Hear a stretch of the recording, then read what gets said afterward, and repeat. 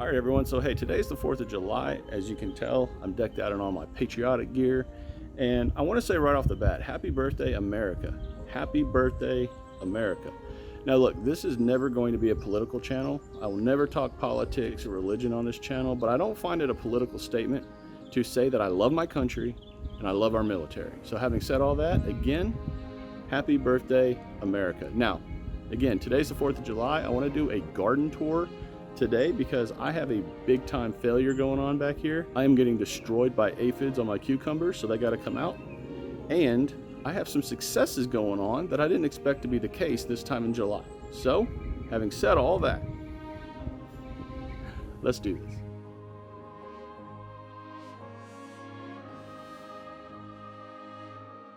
Okay, I've switched hats because that other one was absolutely hot and I was pouring sweat, which I'll probably still be pouring sweat through this video because it's hot here. So like I always do, let's start right here. Okay, this is gonna be real quick. All the cilantro has died, but I allowed it to flower and for the seeds to fall in there. So hopefully those will pop up. Still got this dill going good, and then of course this pineapple sage is just nuts. This is the violet jasper tomato plants that I put in this pot. I did not expect these to do as good as they're doing because, as you can see, there are tomatoes all over these plants. And this again was the single seed challenge plant that I did for 2021. So I'm incredibly happy to see this. Now swinging right next to it, we got beans that I've got going right here to help fix the nitrogen in this bed. I pulled all the radish from the other day. We've got some olive trees going that have never produced yet. Some guava and papaya trees that are going good. Now, shifting just a little bit, these are all my sweet potato transplants. I have not lost a single one yet. In fact, look at all these. So these are the Korean gold right here. These are the Okinawan purple, which I'm excited to see these for sure. And then these are all just the regular sweet potatoes that I did from the two slips, the sweet potato experiment and the glass slip experiment. So these are doing great. I got some beans right here again for nitrogen fixation. My banana tree is going good. I'm about to actually have to up pot this because it's almost tripled since I bought it, which is awesome. And then swinging right over here is a potato bed. Now again, these are the potatoes from those monster potatoes, which I'm putting the link to that video right here, and they're actually doing good. So I'm excited to see the size of potatoes that come out of here. They'll probably be small, but who knows. Okay, right here behind me are the single seed challenge plants for 2022. We got Moonlight and Starbright right behind me. Again, these are spoon tomatoes. And for those of you that have not watched any of the single seed challenge videos, one of these plants is for a second grade class from last year that adopted me to their classroom, and I did a plant for them. So you can check out that playlist. I'll put that link right here. Okay, before we go any further, I'd like to invite everyone who's watching this video right now to subscribe to the channel if you haven't done so already. Also, I have a Facebook and Instagram page dedicated to down home backyard gardening. The links are right here. Go over and check it out. Follow. I'd appreciate it. Also, if y'all like the content of the videos that you see on this channel, please share them. Please like them. And again, if you haven't done so already, hit that subscribe button. Make sure you hit that little notification bell so you always know when I upload videos. Having said all that, let's continue. Okay, now these are the spoon tomatoes. And as you can see, these plants have gotten absolutely massive. And they're still putting on tomatoes, even, let's go in here, let's come around here. They're even still putting on tomatoes, as you can see right there. Now again, the conventional wisdom is to rip out all your, I don't want to say rip, take out all your tomato plants once the heat starts to get to a certain level, because the heat will stop the plants from flowering, which then obviously if there's no flowers, there's not going to be any tomatoes. But I've decided to leave these in. Let's see what they do. The summer here right now is brutal, so I don't really want to plant a bunch of stuff that might not work, might not make it. So what is making it, I'm just going to leave in. Does that make sense? Again, these spoon tomatoes are doing great. I mean, and look how big they've got. And yes, that is a red Christmas ornament. I will leave the link to that video right up here. As we come over into this bed, we're doing really good. I've got peppermint that's flowering, bringing in bees, marigolds, We've got lots of peppers going in here. I just harvested the poblano peppers off of this plant yesterday. My eggplants are finally taking off after transplanting them over to this bed. And then a bunch of jalapenos going good. So all in all, this bed is doing great. Now, let's check out this bed. So right here in the corner, we've got okra growing. Beans, again, for nitrogen fixation. I'm about to put carrots in right here. Now, like I just mentioned, normally you would take tomato plants out, but why when they look like this? So if you see from here all the way down to there are all tomato plants. And if we swing in here, you can see brand new tomatoes still coming on. See it right back in here, still coming on. And that tomato right there against the wall is a Dad's Sunset. When that thing is ripe, it is one of the prettiest tomatoes I have ever seen. So I cannot wait for that one to get ripe. Swinging on down, more tomatoes growing. Tomatoes. And then you can see how tall they are. That's a good 8 foot. It's a good 8 feet up in the air. So again, I'm not going to take out my tomato plants for this reason. Surprisingly, the tomato plants are still doing good, even in high 90s, low 100-degree weather here in the Houston area. I just don't see a reason to take these out. To me, it would be kind of silly. And also, I've already got tomato plants ready for the fall. Once the weather starts to cool back down, these plants should come back alive, producing flowers, and hopefully I'll have a jump start on tomatoes for the fall. So we'll see. I'm not sure if that will work, but I don't see why it wouldn't work. Okay, right here we have more okra. And this is a forest. I mean, look at how tall these are getting already. I love it. Right beside it are beans, again, nitrogen fixation. And if these things would actually produce beans, I'd have beans, but you can see leaf cutter bees or something coming in here and just tearing these beans up. I don't even know. Again, more tomatoes right here. We got yellow pear tomatoes, basil going crazy, a bunch of marigolds. I love to see the marigolds. Now right next to it is where I've got the massive issue. As you can see here, man, the aphids are just insane on these Armenian cucumbers. I mean, look at this. The bees down there doing its thing. But these leaves for this plant are just done. I mean, look at that, all the way up. And what really sucks about this is I have the cantaloupes and the watermelon vines going all through these cucumbers. So I've got to get in here, surgically remove these cucumbers without destroying my cantaloupes, and hope that it's all good. I don't know. We're about to find out today, though, because that's got to come out. But not happy. Only got one good cucumber off these plants, but I know now that they'll grow here. So they are going to be planted in a different area where I can do it better, because I kind of screwed up this time, but it's all good. Always learning, right? That's the important thing. Always learning. Okay, so if we swing down here to the ground, we've got watermelon vines going everywhere that I'm allowing to just sprawl. And I've got 3 different watermelons in this section and 2 different cucumber plants back there. But you could see all the vines of these watermelon and cucumber plants going all the way back over in there. And I do have one watermelon growing that I have found. So that is exciting to me. Okay, swinging over is the fairy garden, which again, a video will be coming out on that soon, on me taking care of this, because this is just absolutely grown crazy, which is awesome.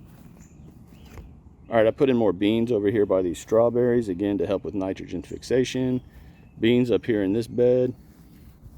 This is the herb bed. This cinnamon basil is probably doubled at least since last month. And it's flowering, so that should bring in a bunch of pollinators. Oregano, Mexican tarragon, and then some garden sage. So all in all, the herb garden's doing really, really good. Okay, we've got peppers, peppers, peppers, and peppers all in the four corners of this blueberry blackberry bed. And the blueberries aren't doing as good as I was hoping they would do. I'm gonna let them just be this year, but they might be coming out next year, not sure.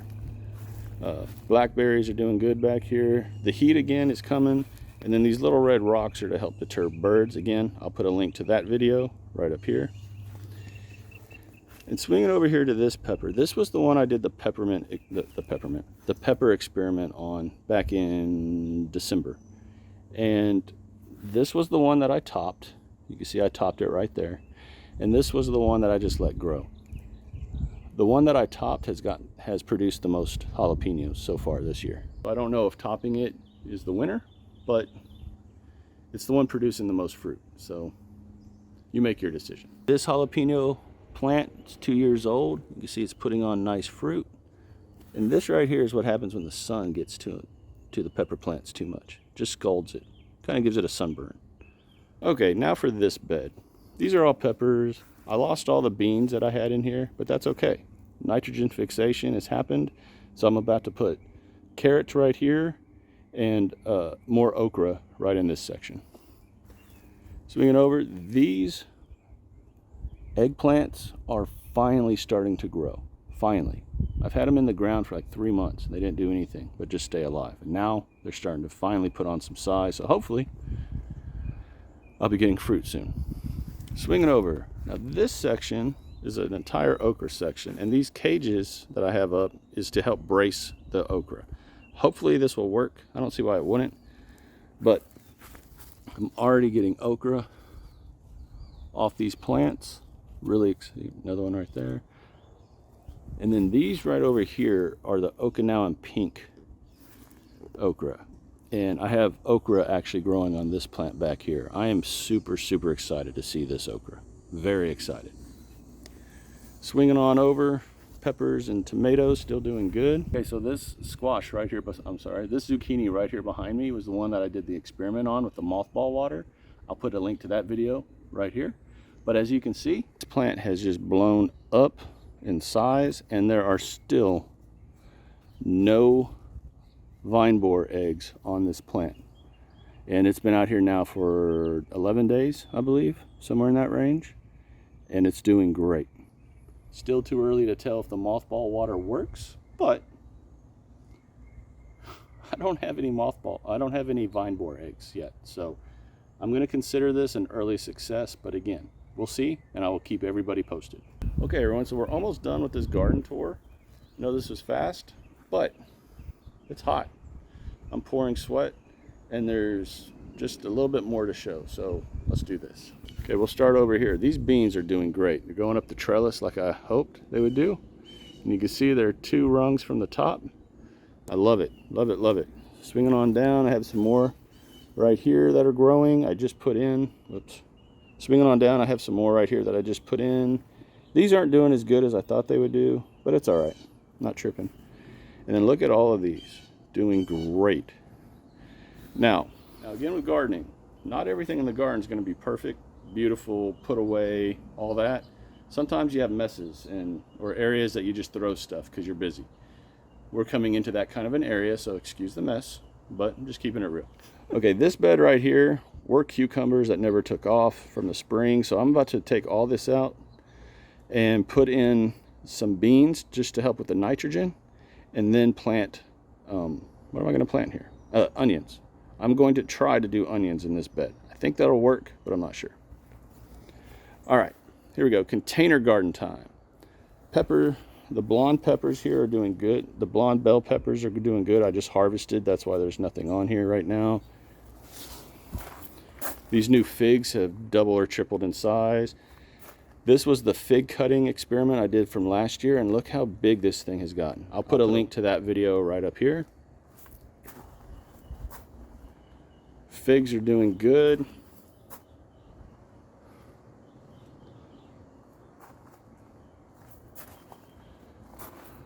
Mandarin orange right there, coming on. We got a lime. More limes. The calamondins, of course, are doing amazing. My onion experiment is still alive. This thing is still good and solid. I'll put a link to that video right up here. And then these are the heatless jalapenos.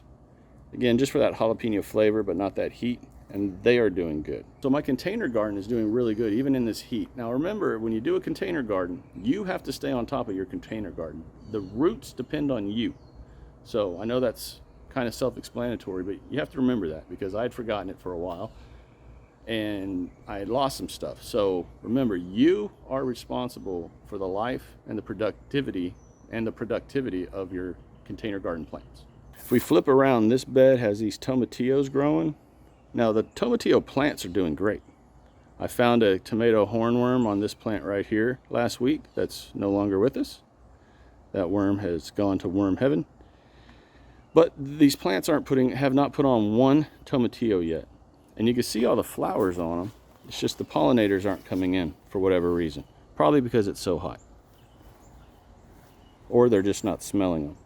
Now if we swing over here, this is where all the squash and zucchini were that died from the vine borers. So I've put in these Kentucky green beans. I forgot what they're called.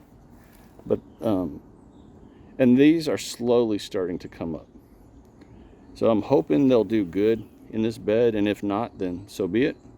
I am going to put carrots in between these plants once they all pop up, so I know where the plants are. But for now, this is that bed. All beans. And over, we've got the pepper bed. Now I've got all these cages in this pepper bed just to get them out of the way and not have them out here on the grass. But once all these beans start to pop up, I'm going to move all these tomato cages over here and let these beans use the tomato cages as trellises. So that's why this bed looks the way it does. But to finish out the garden tour, this is my everything in here is a pepper. And as you can see, I'm having good success with some peppers. And then some are just still living, but not really producing. So we'll see. Not sure what's gonna happen with this bed or what, but we'll continue to go. Now, if y'all saw the video from the other day, the one that I have the challenge going, this is a wasabi radish. And if you can look right, if you can see, let me get in. If you can see how big the top of this thing is, this radish is ready to come out. For sure. Now again, for those who have not seen the video from the other day, the radish eating video, I've challenged everyone out there to 4 challenges, to 4 criteria on whether or not I'll harvest that wasabi radish and eat it. I don't like radishes, and I do not like wasabi. But if one of the 4 criteria are met, I will harvest that wasabi radish and I will eat it. So I will put a link to that video right here. All right, everyone, so that's the video. That's what my garden is looking like right now, July 4th, 2022. It's doing really good. I'm really proud of this garden. The heat is brutal, not gonna lie. This summer has been a very hot summer. We've been going through a drought. So it's been one of those challenging summers, plus I'm getting hit with those aphids back there, so it is what it is. So, but for the most part, I'm super proud of my garden right now. It's doing good. I feel the peppers could be doing better, could really be producing more, but they're not for some reason. Could be just too much heat, could be too much water, too less water, who knows. But they're not dead, so that's good. You gotta take that silver lining when you find it, right? All right, to finish out the video, again, if y'all have not subscribed to the channel, please consider doing so. I would really appreciate it. Again, check me out on the Facebook and Instagram pages. Just type in Down Home Backyard Gardening. Or for Instagram, it's Down Home Backyard. I couldn't put the gardening in when I created that page, don't know why. As always, everyone, a very heartfelt happy birthday to America, and everyone who's gardening, wants to garden, consider gardening, has a garden, know someone who has a garden. Hey, continue to shine bright and harvest hard. Bye.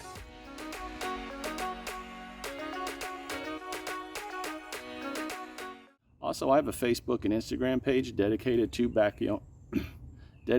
back home downyard. Why am I tripping right now? Also.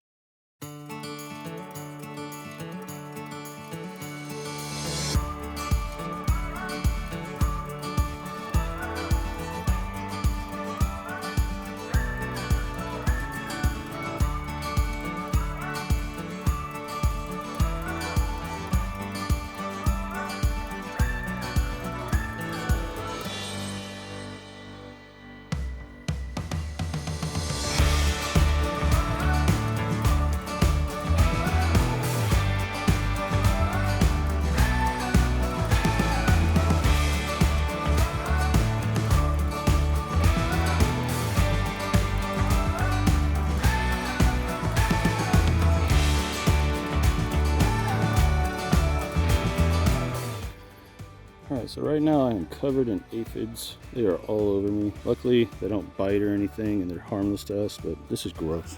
Okay, and you can see all that right there were the Armenian cucumbers and some of the cantaloupes that had to come out. Crazy, crazy, crazy. But that's what happens if you don't stay on top of your pests. So live and learn.